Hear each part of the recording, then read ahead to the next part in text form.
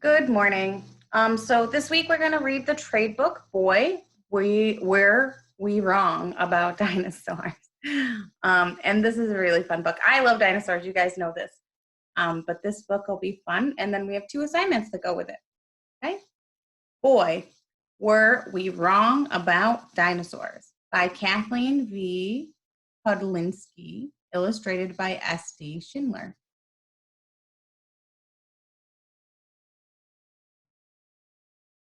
The ancient Chinese thought dinosaurs were magical dragons. Boy, were they wrong. Scientists thought they could only float on water since they were so big. They were wrong too. Are we right about dinosaurs yet? Even today, once common ideas about dinosaurs are changing as new discoveries are made. Kathleen V. Kudlinski and S.D. Schindler team up to explore how the many theories about these fascinating creatures, sometimes right and sometimes wrong, were formed, and how our ideas of today may someday seem as silly as those of the ancient Chinese. Readers may find that they will be the scientists of tomorrow who say, "Boy, were we wrong about dinosaurs." Boy, were we wrong about dinosaurs. To Toddy Pond Writers. Ooh, I like that picture. The Chinese man. Long, long ago, before people knew anything about dinosaurs, giant bones were found in China. Wise men who saw the bones tried to guess what sort of enormous animals they could have come from. After they studied the fossil bones, the ancient Chinese decided that they came from dragons. They thought these dragons must have been magic dragons to be so large. And they believed that dragons could still be alive. Boy, were they wrong. No one knows exactly what dinosaurs looked like. All that is left of them are the fossil bones and a few other clues. Now, we think that many of our own past guesses about dinosaurs were just as wrong as those of ancient China. Ouch, that's not. Some of our mistakes were little ones. When the first fossil bones of the iguanodon were found, one was shaped like a rhino horn. Scientists guessed that this strange bone fit like a spike on the iguanodon's nose. Boy, were they wrong about the iguanodon. When a full set of fossil bones was found later, there were 2 pointed bones. They were part of the iguanodon's hands, not its nose.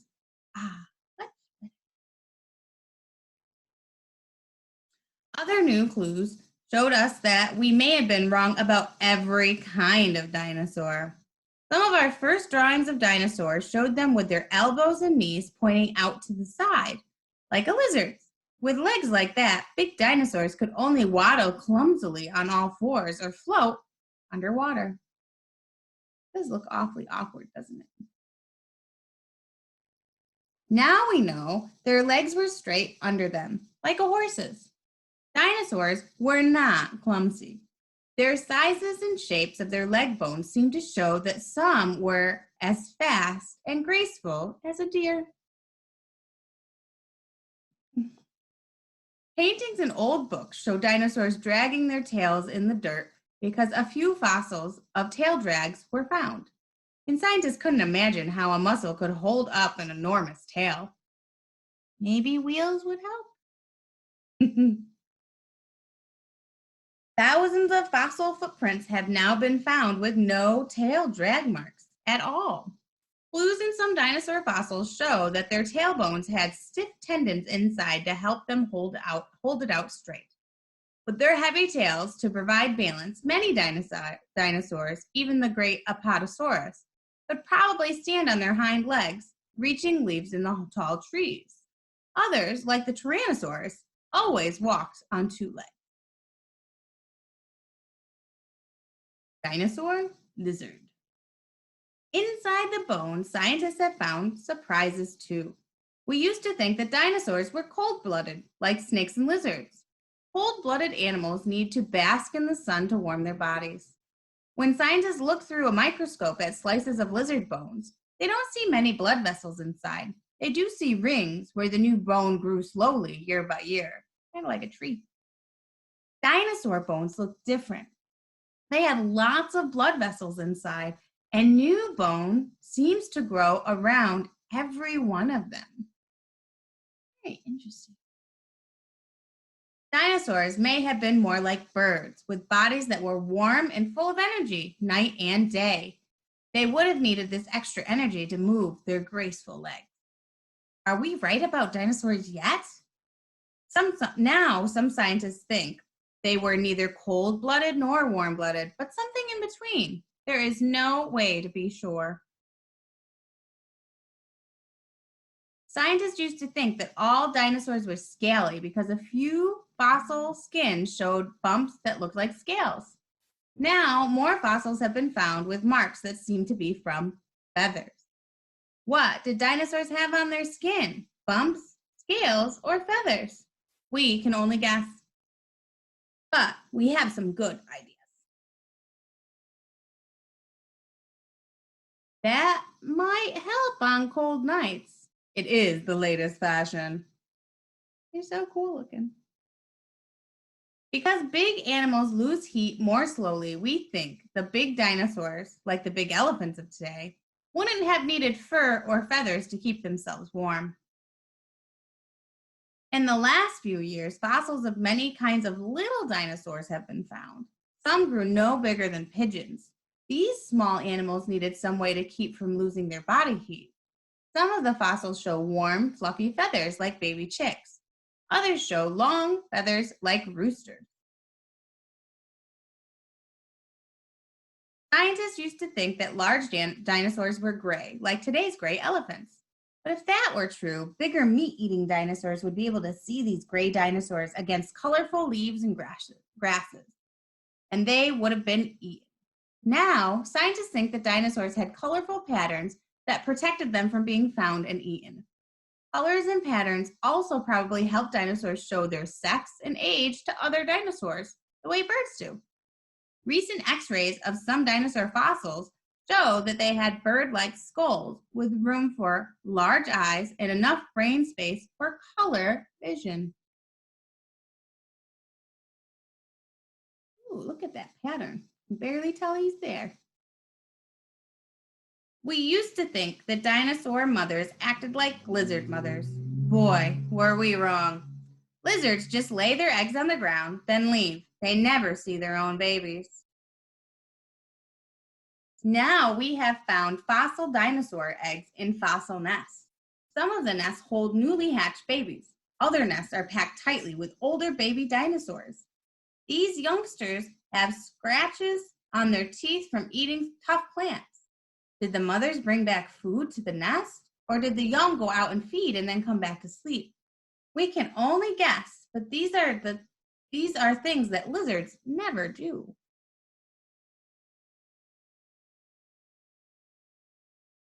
In one place, many nests of fossil dinosaur eggs have been found on a hill. It must have been a safe place because different kinds of dinosaur mothers made their nests there year after year. Fossil footprints have been found that show a whole herd of dinosaurs walking together. Footprints of baby dinosaurs are there too, walking safely in the middle of the herd. So we know some dinosaurs took good care of their babies.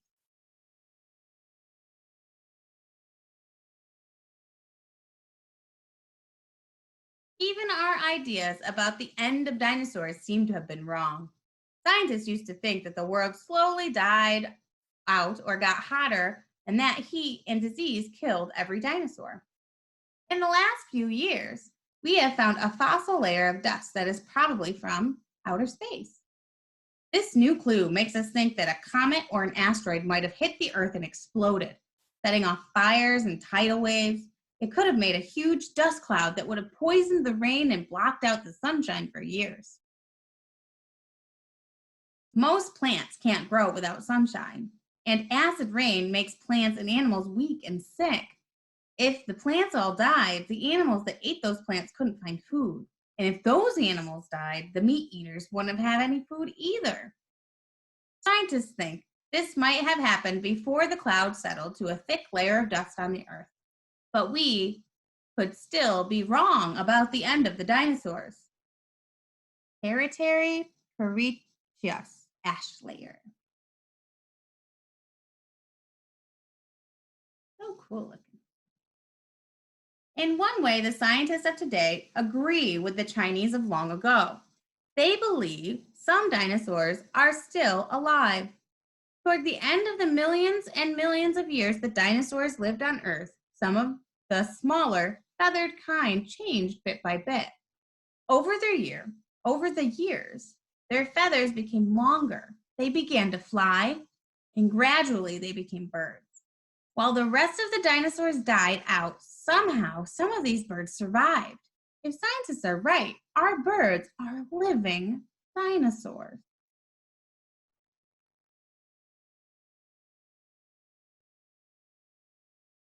There are still dinosaur books in libraries and bookstores that show the old ways of thinking. Scientists keep finding new clues, and our thinking has to change. Perhaps today's ideas about dinosaurs will someday seem just as silly as the magic dragons of long ago China. When you grow up, maybe you may be the scientist who makes us all say, boy, we were wrong about dinosaurs. All right, and it has a timeline at the back of the book, which is really cool.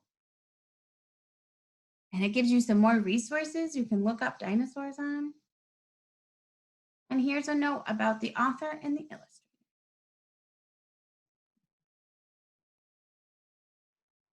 All right, guys, now that we've done this, this is Monday's work.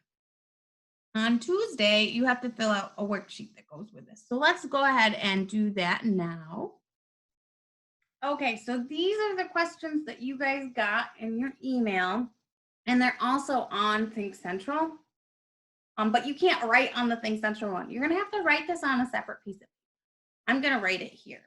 So, boy, were we wrong about dinosaurs, dinosaur short story. So first we have to answer some questions, and then we're gonna write the short story. The first question is, reread pages 22 through 23.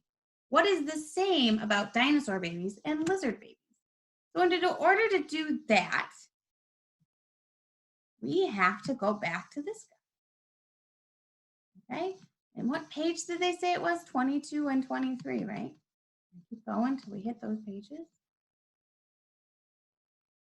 Here's 22. We used to think that dinosaur mothers acted like lizard mothers. Boy, were we wrong. Lizards just lay their eggs on the ground, then leave. They never see their own babies. The one thing that dinosaurs and lizards do the same is that they lay eggs, right? We know that. Now that we have found fossil dinosaur eggs in fossil nests, some of the nests hold newly hatched babies. Other nests are packed tightly with older baby dinosaurs. These youngsters have scratches on their teeth from eating tough plants. Did their mothers bring food back to the nest, or did the young go out and feed, then come back home to sleep? We can only guess, but these are the things that lizards never do. Now the question was, what do they do that's the same? So let's go back to our worksheet. What is the same about dinosaur babies and lizard babies? Both dinosaurs and lizards lay eggs in a nest.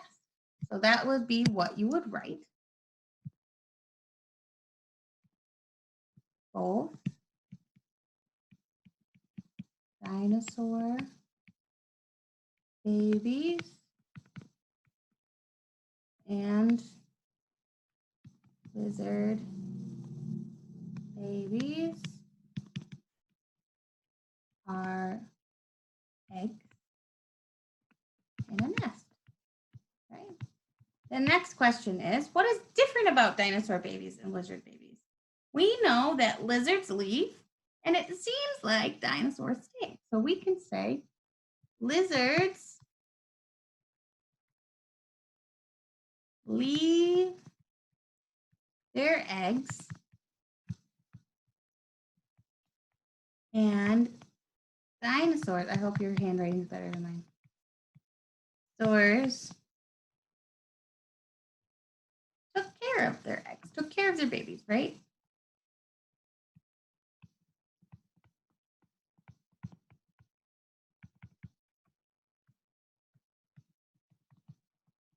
Okay. Read page 24. What did the nest of dinosaurs tell us about them? So for this, we have to go back into the book, just like it says. We have the book right here, though. We can do that. And you're going to have it on your iPad, so it's going to be even better. I'm going to clear all my drawings first before we move on. What did the nest of dinosaurs tell us about them?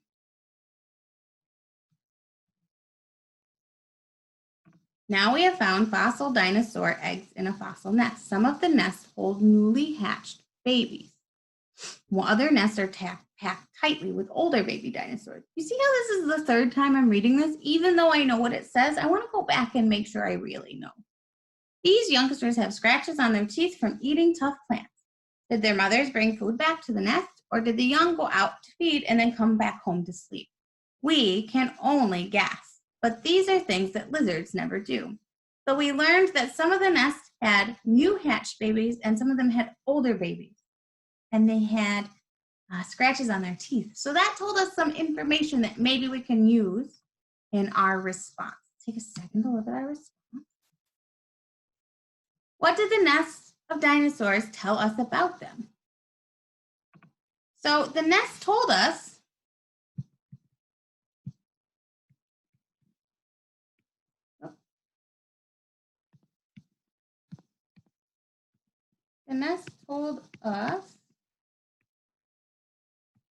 that young babies and newborns stayed where? Stayed in the nest. You can also put a sentence in there about the scratches on their teeth too, if you want. What did the fossil footprints of dinosaurs tell us about dinosaur babies? Now remember, they were talking about the dinosaurs in herds. And where were the babies in the herd? They were in the middle, right? That's where the footprints were. So we know that the parent dinosaurs were protecting the little dinosaurs. So we're going to say the fossil. You see how I'm restating the question every time? The fossil footprints told us that the babies were protected in the herd. Okay. Oh, I spelled herd. I spelled herd the way you hear something. H-E-R-D is the correct herd. Okay. Let's go ahead and go back into the book just to make sure that I got my detail correct, right? So here in one place, many nests of dinosaur eggs have been found on the hill. Fossil footprints have been found to show a whole herd of dinosaurs walking together. Footprints of baby dinosaurs are there too, walking safely in the middle of the herd. So was I right with my detail?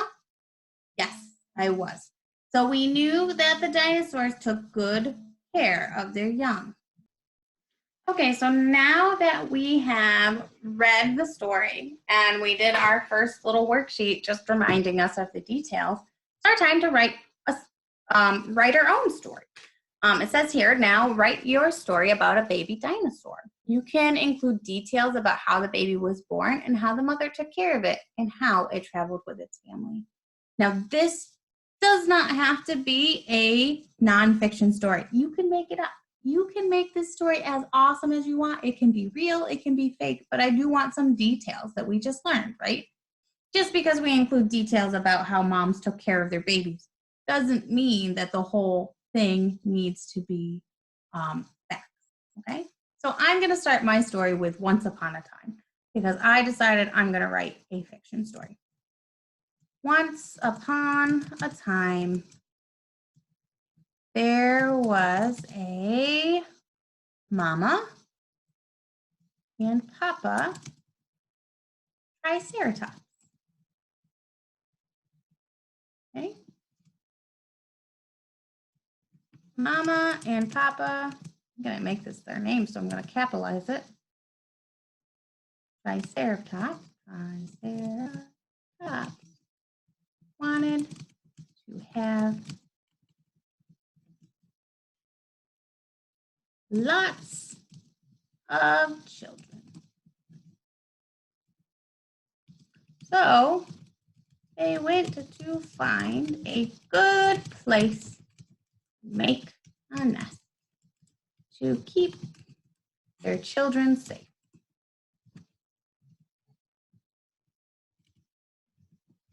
And then you would continue from there. So I would probably go on with my story and say, oh, they picked this hill that is next to a pond, that is next to a forest, so they have lots of food and water, and it's very protected.